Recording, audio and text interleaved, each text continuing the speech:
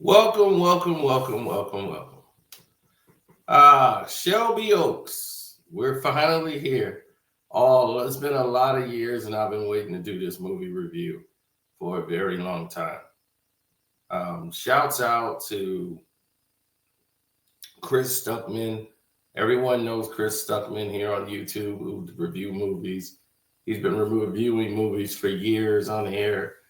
I remember it was Jeremy Johns, Chris Stuckmann before. Was Chris here at that time? I believe he was. As Tom Shadowbash, myself, and it was the Schmoes. The Schmoes know with Mark Ellis, and and that was just that was it. That was really the movie core group was us. Now I've branched off to do other things, but movies has always been my first love. I've always covered film. My father comes from both sides of my family, my father's side and my mother. My father right now is going to Japan to feature his movie that he just finished, The Doctor's Office. And he's going to the International Film Fest. He's been going to different countries promoting his movie. It took him a while finishing it. So watching him spend years on working on a movie, knowing how people just think, oh, well, you get a movie, you do it in a month, and it's done. Yeah, okay. You learn a lot about the grinding process of making a film. Just to entertain somebody for 2 hours out of their day. Now, Shelby Oaks is another film that I saw and was like, wow, I wonder if Chris is going to review his own movie. So I'm still waiting to see if he does that. But this is something, he might not ever see this, but I saw the poster before I saw the movie. And I took this photo in the movie theater. It was at AMC. And I saw that Mike Flanagan and Neon got involved. So I was like, oh, this is great. Chris Stuckmann and I believe his wife came up with the story and started to write around, the story using some things that are in actuality. And there's a lot of fantasy. Now, this film, Shelby Oaks, is based on a girl who is a paranormal hunter who is being, seemed like haunted by a ghost. Or this entity that has been plaguing her through her childhood. And now it seems to be coming for her more aggressively now than it has ever in the past. Now, the way the movie starts off and the way I view this film is a combination of films you've seen before. So you can kind of gauge the like or the style of what the writer or Chris Stuckmann was really feeling. Like, this is a combination of things he liked from a lot of movies mixed in with great cinematography. And some of the shots are so perfect. It kind of took away, I believe, from the movie a little bit because they were some scenes that was done just for dramatic effect. It was just for that perfect shot. Rather than servicing the story, it was like we need that this shot would look perfect if we did it this way. And going along with the story, it's like that doesn't make sense for somebody to do that. But it does serve as this is a great shot. Like if I'm filming this, I'm like, oh, that shot is amazing, but there's no way that person's going to be right there. I'm sorry, they're not going to still be right there. They're gone. I'm sorry, they're out of there. So I'm just saying the realism of it is, that part, it was a lot of service to story in this film, but the last act I felt was a great payoff. I kind of felt where they were going with this in this direction, but it's like Paranormal Activity meets um what was that? Blair Witch Project. So it's similar to that. Like the first like 20 or 10, 15 minutes, or it felt like forever, they were going over past footage so you could see her back when she was a kid to service the story. And I felt that kind of went on too long before they actually start rolling the credits. I was like, oh, I think they're just going to go do this movie without showing the credits of what this movie is. From the first scene, I knew exactly what the movie was because we had an advanced screening where it's a mystery movie. You don't know what it's going to be. And it was Shelby Oaks. I knew it right away as soon as it came on. I said, oh, that's Shelby Oaks. And then the person next to me was like, this is Shelby Oaks? Oh, yeah. Like they've been waiting to see Shelby Oaks. So this was perfect for them that they get to see this film. So I was just hoping that maybe, I had put this out there because I'm very proud when people go after their passions and achieve their goals. I'm very excited for them. I really am. Now, when this happened, they were able to take things to a whole nother level.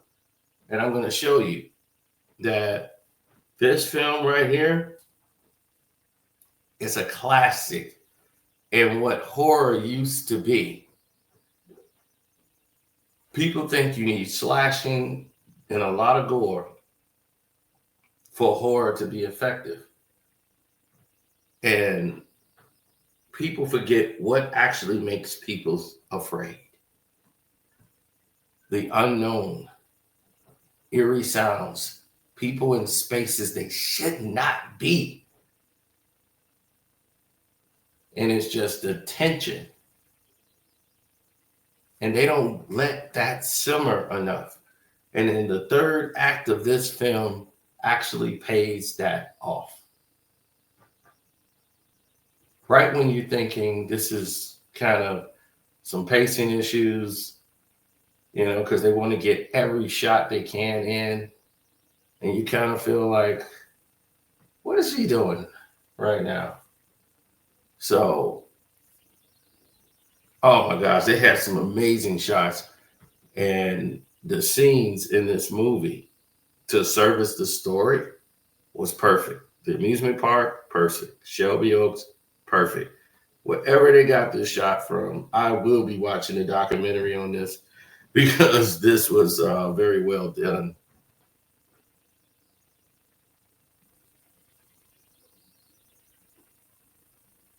I mean, I admit the tension had me so much in my seat.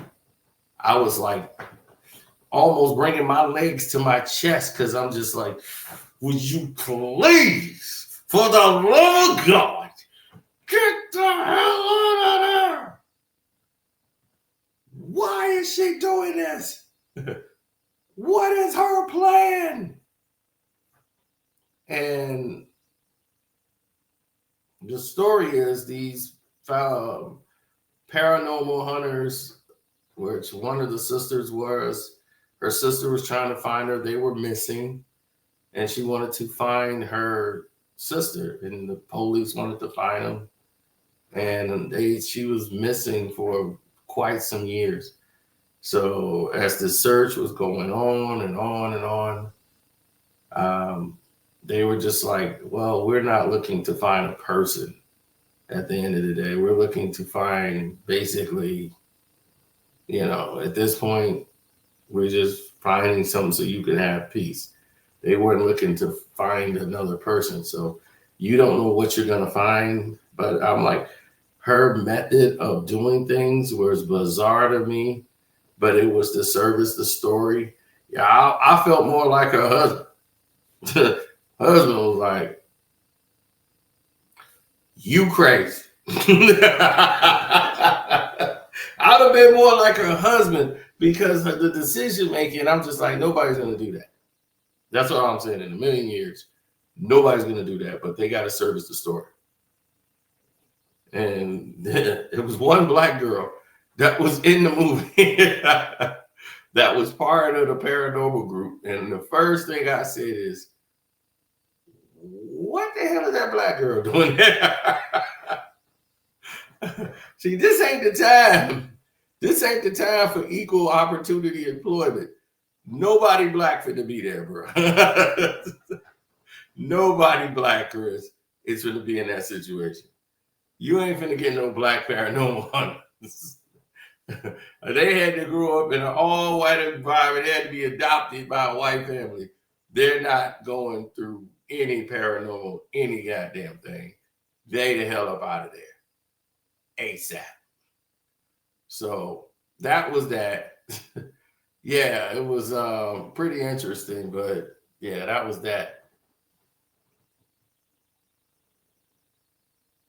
No, they didn't have a scheduled meeting for anybody that I've ever seen. No, that I know of. I mean, I've listened to Chris break the story down a couple of times.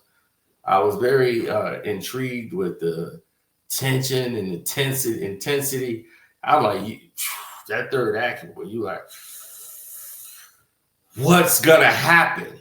You know, and you're like, okay, but we know this ain't the end.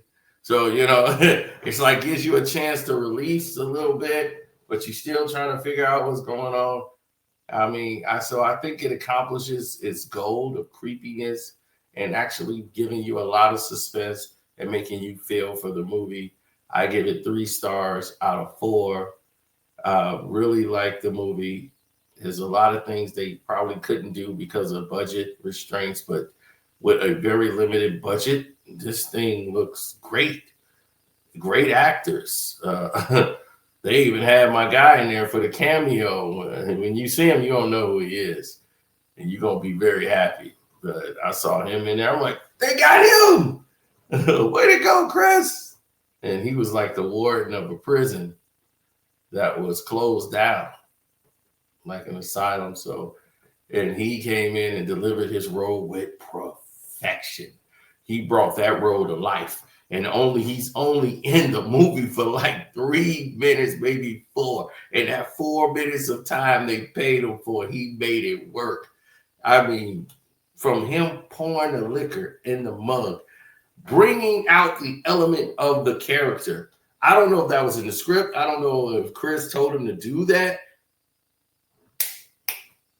That's what a veteran does. That's somebody who understands his assignment, and he didn't just phone it in for a check. He gave you a performance. He gave you a character. That's what I'm talking about. So when you see the movie and you see that part, you will see what I'm talking about. That's how it should be delivered. That's how a cameo should mean something in a film. That's how you support the movie moving forward. That's what it should look like. So, yes, I really enjoyed the film. Would it be a sequel? I don't know. I would love to see future projects, but I don't know if Shelby Oaks 2 is what you do. You can have a continuation or another part of the story told from a different like family, different things they've experienced. Probably not the same one. You know, I think that's going to be a whole different effect. So,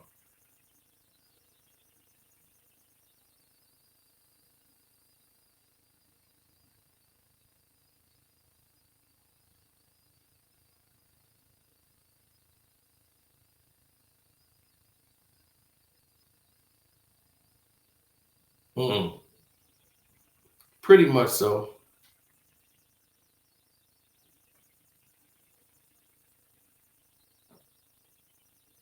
Absolutely. Shelby Oaks is a movie you should watch, definitely. So I'm gonna get out of here. Love, peace, and hair grease. Don't forget to join the memberships. So when we do drop membership stuff, that you don't miss out on anything. And we're out.